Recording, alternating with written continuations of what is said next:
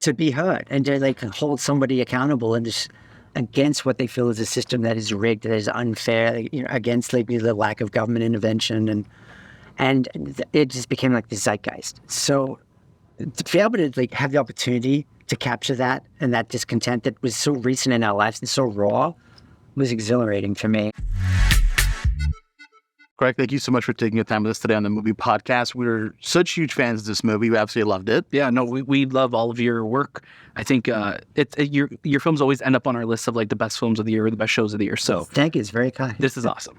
Yeah. First question we got to ask right away is, did you invest at the time when the stock was there? I invest at the wrong time. Okay.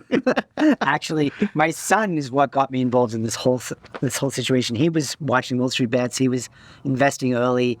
He timed it perfectly with options. Amazing. Got out the next morning with the big spike. Then he said to me, I'm going to just grab one more option. I really don't recommend it, but I'm doing it. I'm like, well, you're doing it. I'm doing it. I lost. Oh, no. So you're not holding it anymore. You're not waiting. No, the option says that you cannot hold. It's like it's to a date, and if it doesn't hit, zero. Wow. Okay. Yeah. Now we know. Good to know. You've worked on some incredible films over the years, like we were saying, and I think you've brought these characters who are larger to life to the screen in very distinct time periods.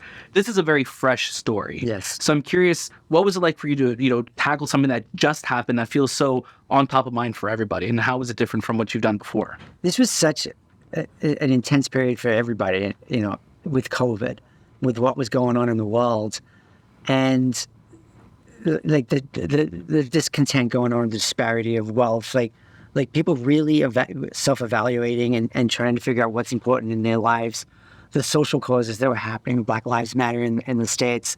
There was just so many things happening that we're reassessing what our value system is. This, I think, touched on this discontent that was happening with the disparity of wealth in the country, and it happened to be about GameStop.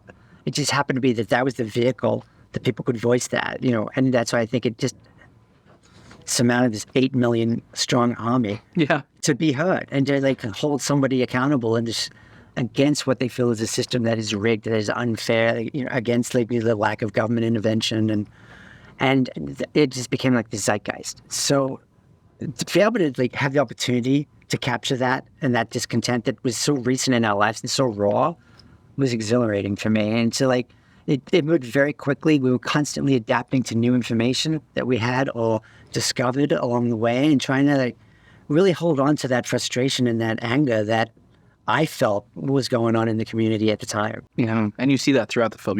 I think you captured that moment in time, so like almost like uncomfortably accurate. Definitely. Oddly, it was a very quick aha moment when I sat down to start shortlisting and realized, people are wearing masks all the time while they're acting. And so we had to just do this very elegant, like take a drink of water so we can see you. Yeah. Or you guys are sitting and eating right now, so you can take your mask off. Right. Yeah. Something that we found so interesting about this film, especially when the credits started to roll, was seeing Cameron and Tyler Winklevoss's names kind of attached as executive producers. Just so curious, like, what was that experience like? Were we working with them, or did they kind of bring anything? Because I feel like it was actually, in that situation, they were attached to the material. So when we, with Ben Mesrick's book, so they came with the book, and it was just part of that deal. That's awesome. Yeah, and I think like what you were talking about, capturing that moment and capturing the internet culture and memes and things like that. Were you ever worried about capturing that specific moment of time? And like, people who follow Wall Street Bets or Reddit know what that looks like. These are real memes.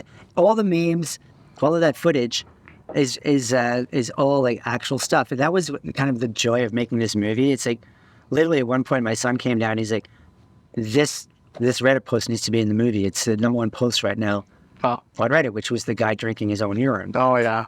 And so it's such a commentary on what's going on in that forum. So we had the opportunity to like put all of that in the film, and I knew we had to be accurate with it. Definitely, absolutely. It would not be kind, all right? Yeah, for sure. Yeah, but you nailed it. Yeah. Now, music really kind of brings this movie together, and all your movies and shows, like, you do such a great job at selecting the music. Curious, like, what was that process like? Are you doing it throughout the whole film, or is it really when it's coming together in editing? Well, oddly, which is not that common. The writers, Rebecca Angela and Lars Shakaboom put WAP in the script. Yeah, one of the greatest songs ever made. For the opening of the film. And it is very aggressive. It's in your face, but it sets a tone for, what's going to be happening in the film with the conversation, with the kind of chatter that's online. And I loved it. So we always had that in there, and the same with actually Savage was in the script.